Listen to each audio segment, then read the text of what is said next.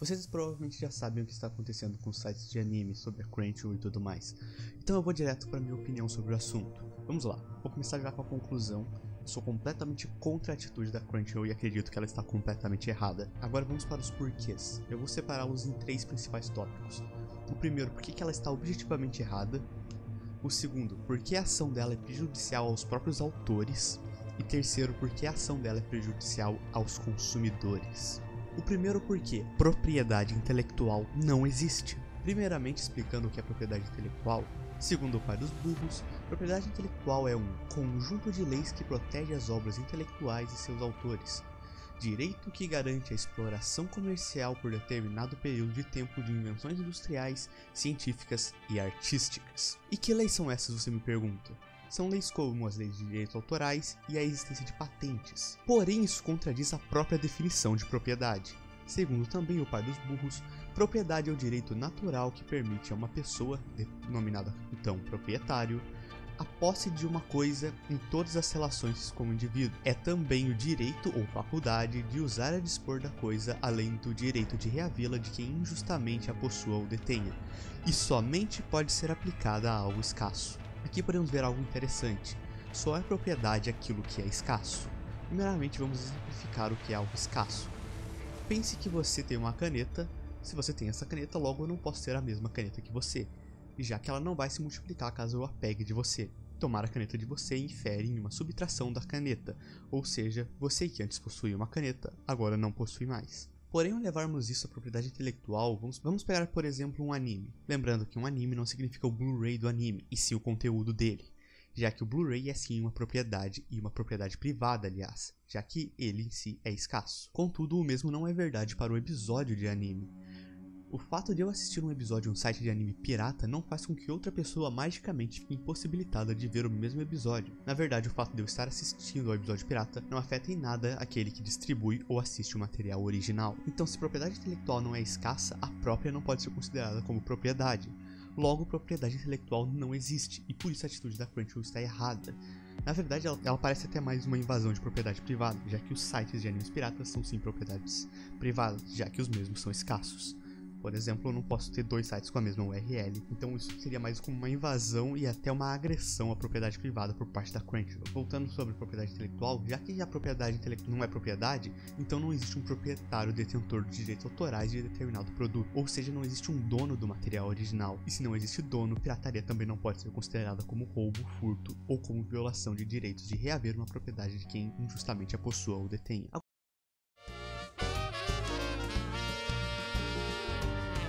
Copiar não é roubar, o roubo tira sem somar. Cópia traz algo a mais, o que era serão 2. Copiar não é roubar, se eu copio você ainda tem.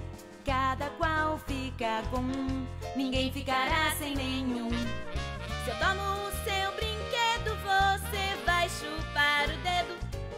Mas se eu copio ao contrário, é extraordinário. Multiplicando assim, um pra você e um pra mim. Somar ideias, nada mal. Se copiar é legal.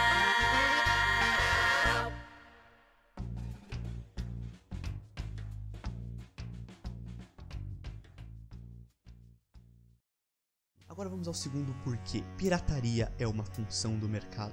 Este porquê se baseia no artigo do Foda-se o Estado, intitulado de A Pirataria como uma função do mercado. Primeiramente, temos de concordar que, em termos de marketing, a maneira mais efetiva de lançar um novo produto é através do uso de amostras grátis. Em 1978, a Lever Brothers, precursora da Unilever, gastou 15 milhões de dólares para entregar amostras grátis de Signal Mouthwash a 2/3 de todos os domicílios americanos. A estratégia foi um sucesso e o produto permaneceu no mercado até os anos de 1990. A importância da amostra grátis é que ela faz o produto chegar às mãos dos consumidores, de modo que se possa testá-lo. Se os consumidores usam a amostra e gostam, é provável que eles acabem comprando o produto repetidas vezes, isto é, se tornem compradores assíduos. Eles podem até mesmo falar bem do produto para outras pessoas, o que levaria a mais compras. Quando começarem a ocorrer compras repetidas e propagandas boca a boca favoráveis, as vendas do produto dispararão, e o corpo de diretores irá considerar o produto um sucesso. A utilização de amostras grátis é o melhor método de introduzir novos produtos, mas também é o mais caro. Não é nenhuma surpresa, portanto, que a revista Forbes tenha feito uma reportagem sobre uma maneira alternativa de se fazer amostras grátis. Sobre a reportagem, uma gerente de segurança da informação de uma grande fabricante que pede para não ser identificada diz ter certeza de que algumas empresas na verdade encaram a falsificação como sendo uma grande ajuda aos seus esforços em propagandear a marca. Afinal, diz ela, se algumas empresas distribuem gratuitamente seus produtos para expandir suas fatias de mercado, por que elas não iriam gostar que houvesse alguém que incorresse sozinho nos gastos de confecção e da distribuição dos produtos, desde que eles fossem cópias de alta qualidade? A imitação é uma característica universal do comportamento humano, que vai desde o uso de frases e maneirismos de pessoas admiradas, até a reutilização de temas famosos em algumas músicas, de imagens reconhecíveis em pinturas e de tramas já batidas na literatura e em filmes da Disney. Da mesma maneira, a imitação também é parte normal do processo competitivo de mercados em crescimento. Conforme as vendas de um determinado produto inovador aumentam, competidores entrarão no mercado com suas próprias e mais baratas versões desse mesmo produto. As falsificações são produtos pirateados, como eles geralmente são bem mais baratos que os originais, eles tendem a ser mais atraentes para um segmento do mercado mais sensível a preços. Ou seja, os compradores de produtos piratas provavelmente não são fregueses regulares do produto original, seja porque não podem ou não querem pagar o preço mais alto. Nesse caso, qual a mensagem que está sendo enviada ao mercado criador do produto original? Ou ele deve diminuir o preço do novo produto, ou ele deve produzir uma versão mais barata, ou ser o primeiro a explorar uma nova tecnologia, algo que o cinema e a indústria fonográfica escolhem não fazer. Muitas indústrias, incluindo essas duas, sabem que é muito mais fácil processar a concorrência do que incorrer em boas práticas de mercado criando inovações. Um estudo descobriu que usuários de softwares pirateados influenciam sobremaneira pelo boca a boca 80% dos clientes potenciais desses softwares a comprar o produto original. Um outro estudo descreveu vários cenários nos quais a pirataria pode ajudar a aumentar as vendas dos produtos originais. O produto pirateado funciona como uma amostra grátis que o criador do produto original não precisa financiar. E quanto às cópias gratuitas? Como você compete contra o gratuito, parafraseando o slogan choroso dos novos ludistas que temem a tecnologia digital? Ora, a resposta para essa pergunta é posta em prática a todo momento. Um dos mais recentes e notáveis exemplos disso foi a estratégia adotada pelo escritor de ficção científica Cory Doctorow, que por 3 anos distribuiu gratuitamente 700 mil cópias eletrônicas de seu livro Down and Out in the Magic Kingdom. Após isso, as vendas da versão impressa chegaram a 6 edições e superaram todas as expectativas da editora.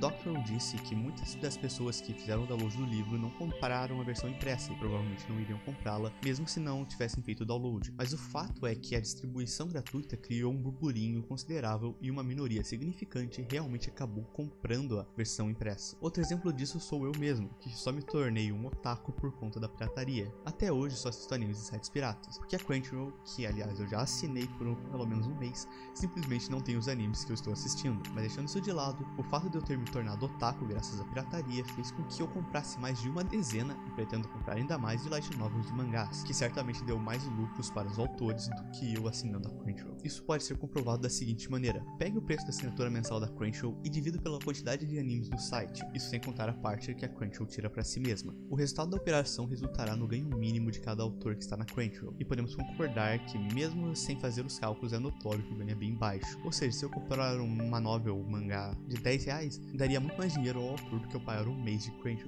Coisas gratuitas, não importa de onde elas venham, podem ajudar nas vendas. E terceiro e último porquê: monopólios são prejudiciais ao consumidor. Logicamente, monopólios são prejudiciais ao consumidor. Se só há uma empresa que distribui determinado produto e você quer esse produto, então ela pode cobrar o preço que ela quiser e entregar o produto na qualidade que ela quiser, já que não existem alternativas a ela. A pirataria é uma resposta do mercado à ameaça ou realização de monopólio por determinada empresa. Quando esta situação ocorre, surge a pirataria, como uma concorrente natural criada pelo mercado para que os consumidores tenham uma ou várias alternativas ao produto oferecido por tal empresa, forçando-as a melhorar o serviço e ou reduzir o preço dele. Com a tentativa de extinção dos sites alternativos pela Crunchyroll, vemos também o surgimento de um monopólio dela, o que pode acarretar em serviços mais caros e ou com uma pior qualidade, que já não é das melhores, concordemos. Por isso, as ações da Crunchyroll são prejudiciais ao consumidor. Bom galera, esse foi o vídeo, eu queria dar a minha opinião sobre esse assunto. Espero que vocês tenham gostado. Se vocês gostaram, deixem seu like, se inscrevam se não inscritos e podem inclusive repostar o vídeo se quiserem. Propriedade intelectual não existe.